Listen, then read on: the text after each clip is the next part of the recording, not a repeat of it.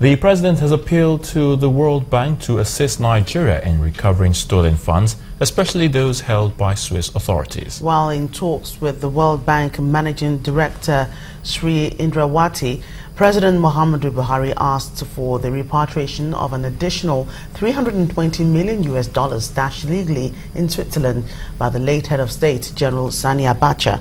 A briefing State House correspondents, the World Bank boss explained that her visit to Nigeria has given her an opportunity to engage the federal government on issues related to job creation, security, and of course, rebuilding the nation's northeast. We'd like to warn our viewers that the following visuals contain flash photography. This is a good opportunity for us to discuss with the government to understand the challenge that Nigeria economy is now facing. Just like many other countries in the world, we're just now facing with the weak global economy, the low commodity price, including oil price, the challenge of climate change, the challenge on the security. These are all the issues that we discuss and have a good opportunity to meet with all the government to understand.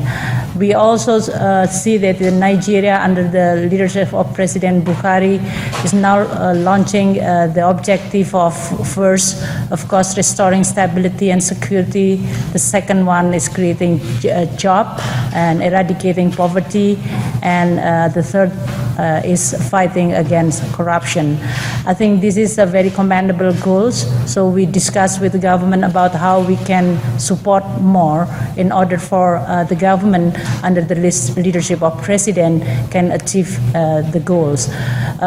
We have the opportunity to meet with the governor, 5 governors of state in order to discuss more on our program to support the Northeast region, especially dealing with internal displaced people and how to restore both the livelihood of the people with the development program. So we discussed both in terms of what is the area of priority and the mode of engagement and the operational detail of how this is can be used in a most effective way.